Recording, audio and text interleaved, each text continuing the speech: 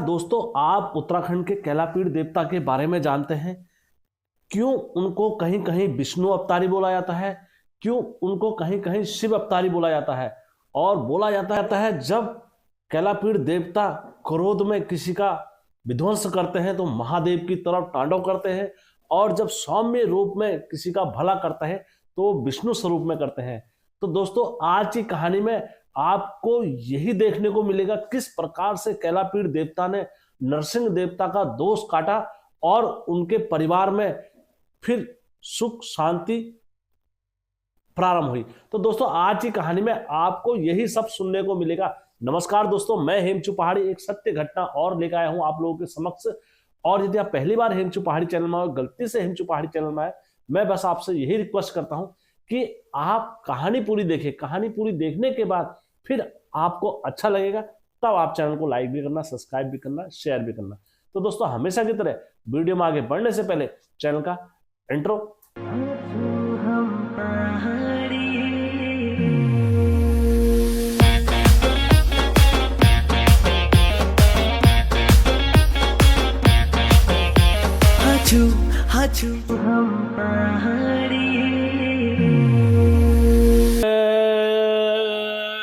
बिरकारा बजरंगी, हर हर हर हर हर हर हर हर हर महादेव। आप सभी भक्तों पर महादेव की कृपा और बजरंगबली का आशीर्वाद हमेशा बने रहने चाहिए। दोस्तों, सत्य कथा में आगे बढ़ने से पहले मैं आप सभी से विनती करता हूं, गुजारिश करता हूं, रिक्वेस्ट करता हूं कि यदि आप लोगों के पास भी कोई ऐसी सत्य घटना या सत्य कहानी है तो आप लोग हेमचू पहाड़ी के साथ अवश्य साझा करें।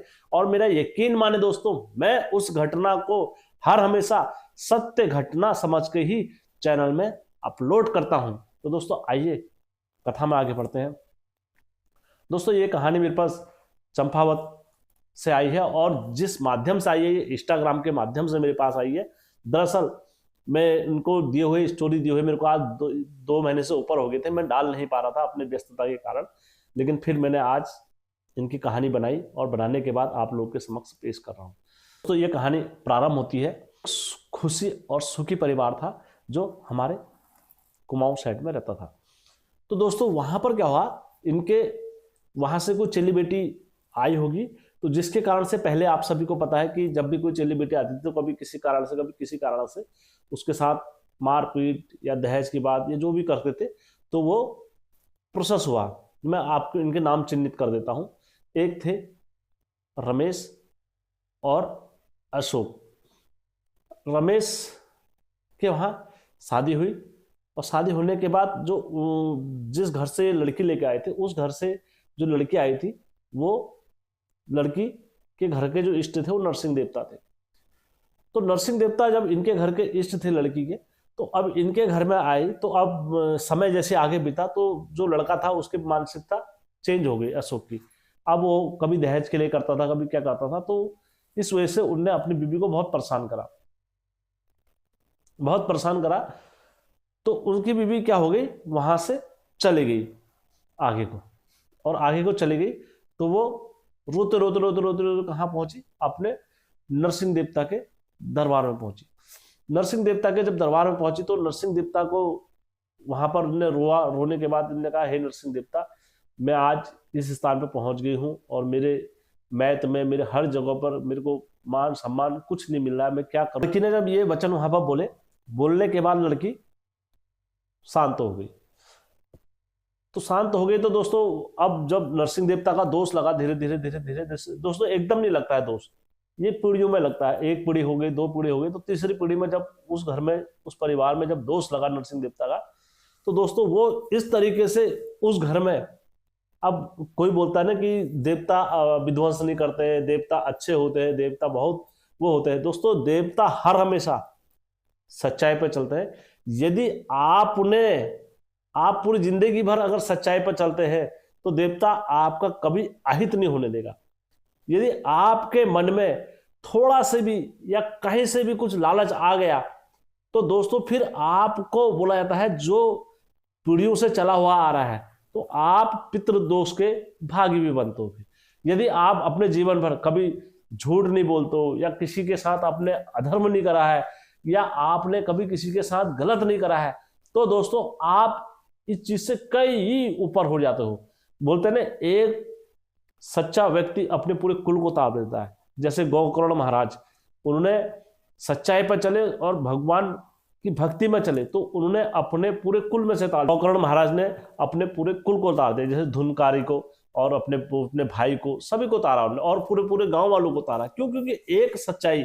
और मैं वही कह रहा हूं, यदि आप सच यहाँ, यदि फिर आपने अधर्म करा है, आप अपने परदादा या अपने कुल की अगर जायदाद खा रहे हो, तो फिर दोस्तों तो आप उनके ऋणी भी हो और उनके कृतज्ञ भी हो कि आप अपने पूर्वजों की जायदाद खा रहे हो और आज उनसे कह रहे हो हमारा कोई मतलब नहीं है। तो ऐसा नहीं हो सकता। तो आप दोष के भागीदार हो, और अगर आप पर उसका कर्ज तारने के लिए आ रहा है तो आप बड़े भाग्यशाली हो। आप उस कर्ज का तार कर आप उनको भी किरदार कर सकते हो जो पहले से कुल में चला हुआ आ रहा है। तो इसी प्रकार से यहां पर क्या होता है, ठीक जब इनके घर में दोष लगा धीरे धीरे धीरे धीरे, तो इनके घर में सभी की तबीयत खराब होने लगी, इनकी बेटी की भी, बहू की भी, और तो और इनकी एक लड़की इतनी तबीयत खराब हो गई कि उसको डॉक्टरों ने तक मना कर दिया, या बरेली साइड में ले गए, वहां से डॉक्टरों ने कहा भैया ये कैंसर की मरीज है, अब ये नहीं बच सकती है और इसको कोई उपाय नहीं होगा। तब अंतिम क्षण में जब वो घर में लेकर आए, घर में लेकर आने के बाद उन्होंने कहा यार एक पर चलो तबीयत खराब होती, लेकिन सभी जने क्यों परेशान होते हैं, हम तो पूरा कुटुंब, पूरा परिवार इस विविधा में है कि हमारा घर का भला कैसे होगा, किंतु अभी तक हमारे घर का कोई भला नहीं हो रहा है, हम कहां जाए, किसके पास जाए। तो ऐसे करते करते इन्होंने अपने घर के, जो इनके घर के इष्ट थे, कैलापीड़ देवता थे, और जब तक तुम इष्ट के शरण में नहीं जाओगे तो इष्ट भी तुम्हें रास्ता कभी नहीं देगा। और दोस्तों एक चीज मैं और बता रहा हूं, जब तक उस देवता की मर्जी नहीं होगी तो तुम्हारे घर का रागदोष भी नहीं खुल सकता है। यह देवताओं की कृपा होती है। तो दोस्तों अब क्या हुआ, इन्होंने सब ने मिलकर एक योजना बनाई कि हम अपने घर के इष्ट कैलापीड़ देवता की एक दिन पूजा करते हैं, आराधना करते हैं, तो हम इस चीज को रोकने का प्रबंध करते हैं। तो इनके घर में से सभी लोग आए और आने के बाद अपने इष्ट की दुलैची लगाई, दुलैची लगाने के बाद अपने कैलापीड़ देवता को याद करा। याद करने के बाद इन्होंने कहा हे कैलापीड़ देवता, क्या हो सकता है, कैसे क्या होगा और क्यों होगा, हमें बताइए, हमारी ये दशा का जिम्मेदार कौन है, आज क्यों हो रहा है ये हमारे साथ ऐसा।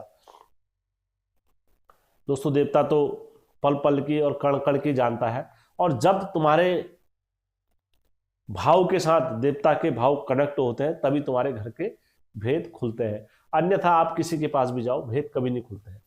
जब इन्हें ये वचन कहे कैलापीड़ देवता के बारे में, तो कैलापीड़ देवता अपने जो पशुआ थे, अपने पशुआ पर उतर गए।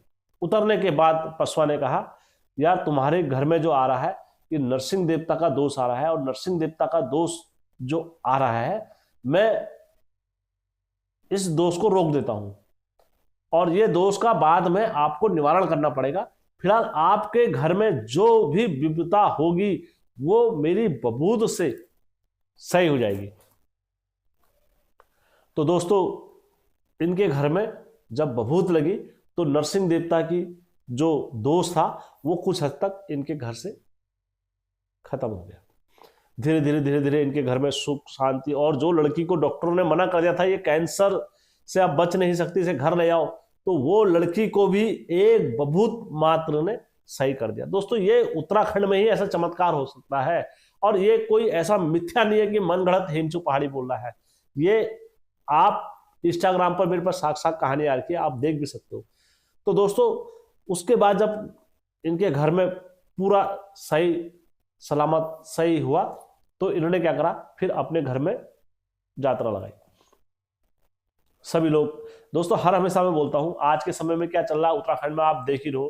पहले गुरु को बुला दे रहे हैं, 10,000 12,000 रुपए गुरु की जागल लगाए के हो जा रहे हैं, और उसके बाद उनका आने जाने का चार्ज अलग से हो जाता है, 15-20 हजार रुपए आने जाने में लग जाते हैं उनके, मतलब 30-35 हजार की जागरी लगा देते हैं, और पर्चे वहीं के वहीं जीरो। मेरे पास कई ऐसे फोन आते हैं कि हेम भाई हमने तो इन गुरु को बुला दिया, हेम भाई हमने इन गुरु को बुला दिया, हमारा भला नहीं हो रहा है, हेम भाई तुम भला कर दो। तो दोस्तों ये बिल्कुल मैं इसका खंडन करता हूं कि हमारे उत्तराखंड की जो प्रथा है पहले पर्चे फिर खर्चे, और खर्चे भी जब होंगे जब 6 महीने के आप पर्चे दोगे और अपनी बभूत डंके के साथ आप बनाने का दावा रख सकते हो, तब जाके आप किसी पर घर में जागर लगाने या आप किसी के घर में जागर लगाने जा सकते हो। नहीं तो आपके जब पर्चे ही नहीं लग रहे हैं तो खर्चे कहां से हो जाएंगे। इस चीज का हमें ध्यान रखना चाहिए दोस्तों। और वो चीज का ध्यान कौन रखेगा, हम जितने पहाड़ी निवासी और स्थायी लोग हैं, हमें इस चीज का ध्यान रखना पड़ेगा, तभी जाके ये सारी चीजें संभवतः सही हो पाएंगे, अन्यथा ये सारी चीजें सही नहीं हो सकती कभी भी। क्योंकि हमारा पहाड़ी आदमी क्या होता है, भावुक और बहुत ज्यादा भावनात्मक होता है। क्योंकि हमारे पहाड़ी आदमी को जो 4 वचन बोल देगा तो वो पूरी अपनी जायदाद तक बेचने को, उसको लगाने को राजी हो जाता है। तो मैं इस चीज का हमेशा खंडन करता हूं, आप इस दिशा में मत जाइए कभी भी। तो दोस्तों, जब इनके परिवार में अच्छे पर्चे लगे और 6 महीने के बाद जब इनने अपने घर में जागर लगाई, जागर लगाने के बाद इनके घर में कैलापीठ देवता नाचे। कैलापीठ देवता ने नाचे, यार मैं एक जोगी का दोस्त कैसे वो कर सकता हूं, मैं उस जोगी को तुम खुद ही बुलाओ, वो तो ऐसा जोगी है, वो तो जोशीमठ का ऐसा जोगी है जो बोलने मात्र से किसी के पास भी आ जाता है। वो एक ऐसे जोगी है कि जब भी उनका दोष होता है वो दोष को वही स्वयं अपने काट सकते हैं, अन्यथा कोई ऐसा नहीं है जो उस दोष को काट दे। तो मैं स्वयं जोशीमठ के नरसिंह देवता को आदेश करता हूं, नरसिंह देवता को स्वयं बुलाता हूं कि वो आज यहां पर आएंगे। तो दोस्तों, उसके बाद नरसिंह देवता की जोशीमठ के आदेश लगता है। रात लागी गोछो नते नरसिंहनी तब पुरी श्राल कुमरो ये तुम्हारो भगत छो मैं कुछ यवा पुरिया सोराला बांधे पांगड़ी गोयु जोगी मैं यो सोए खींच के ओ बरिया ए जोगी बन जोपड़ के खींच के और मैं जोपड़ो जोगी मैं आता प्यारी प्रभात जो है गे ये छाना कांगा चिंगातानी जोगी मैं बारा कांगा जिला छन सामने पर जोगी जोगी जोगी मैं संग में डांग दाना में गे था तुम लेकिन को जापा संग में डांग दाना में गे था लेकिन। आदेश लगने के बाद दोस्तों, उनके परिवार में से ही उनके पिताजी पर नरसिंह देवता अवतरित हो जाते हैं। और अवतरित हो जाते हैं तो दोस्तों, अवतरित होने के बाद आदेश आदेश आदेश आदेश की वाणी करते हैं। और आदेश की वाणी करने के बाद बोलते हैं, जो मेरा दोस्त था, जो मेरी किकरी का था, उसका सब तुम्हें करना पड़ेगा, जो भी पहाड़ी पूजा विधि विधान के अनुसार होता है। जैसे मैं आपको बता देता हूँ थोड़ा हिंट देके, कि इतना बारीकी से मैं नहीं बताता हूँ, थोड़ा बता देता हूँ कि जब भी पहाड़ी हमारी दादी अम्मा या कोई भी आते हैं तो उसको हरिद्वार ले जाना पड़ता है, उसको नहलाना पड़ता है भूतड़ी के रूप में, या अगर उनका अंतिम संस्कार वगैरह हो गया है तो उसका हरिद्वार ले जाके या वहीं छोड़ कर आ जाते हैं। या अगर उसका अंतिम संस्कार वगैरह सही से नहीं होता तो कांच का पुतला बना के और झाड़ का ये करके उस विधि विधान से हमारे पूर्वज करा करते हैं। तो उससे इनता स्तुति हो जाती है, 3 दिन की करते हैं। तो इन्होंने उस अपनी किकरी का जो भी करवाया और अपनी शर्त के अनुसार करवाया इन्हें, और शर्त के अनुसार करने के बाद फिर उस कुल में राजी खुशी से नरसिंह देवता का परचम लहरा है। तब दोस्तों कैलापीठ देवता नाचे। कैलापीठ देवता नाचने के बाद कैलापीठ देवता ने कहा, आज के बाद तुम्हारे घर में हली हल चली चल, कुछ नहीं होगी, मेरे शरण में आगे तुम समय रहते, अन्यथा तुम कहीं और जाते, किसी के और गुरु के पास जाते, कहीं इधर जाते कहीं उधर जाते, तो आप जिंदगी भर भटकते रहते। वो तो आप मेरी शरण में आ गए तो ये सब कुछ सही हो गया। दोस्तों, कैलापीठ देवता के साथ जो चलते हैं वो स्वयं नौती नरसिंह चलते हैं। भैरव देवता बोले जाते हैं, अगवानी इनके साथ में चलते हैं कैलापीठ देवता के साथ में। अब दोस्तों, समय समय के अनुसार रीत अलग अलग की अलग रीत होती है। जो जिस क्षेत्र के मुखिया होंगे उनके साथ जितने भी देवता चलते हैं वो अगवान के रूप में चलते हैं। फिर जैसे जोशीमठ में अगर नरसिंह देवता है तो उनके साथ जितने भी देवता यहां से चलेंगे तो वो अगवान के रूप में इनके साथी संगाती होते हैं। मैं आपको उदाहरण देता हूं, जैसे एक राजा होगा, दूसरे राजा उसके दरबार में आएगा तो वो उनके सहयोग में आएगा, ना कि उस राज्य का सिंहासन लेने आएगा। ये परंपरा होती है। तो दोस्तों इनके साथ में जो इनके अगवान बोले जाते हैं उस क्षेत्र में भैरव बाबा बोले जाते हैं, और इनके साथ में नौती नरसिंह चलते हैं, वीर चलते हैं, कई 5200 वीर इनके साथ में कैलापीठ देवता के साथ में चलते हैं, और ये अपने क्षेत्र के अगवानी देवता बोले जाते हैं कैलापीठ। तो दोस्तों जब इनके घर में राजी खुशी सब सही सलामत हुआ तो कैलापीठ देवता ने उस घर में अच्छे से अपनी रक्षा। तो इस कहानी में मैंने कुछ भी मिथ्या नहीं बोला, जो कुछ भी बोला है मैंने सत्य बोला है, इसमें थोड़ा सा भी इधर उधर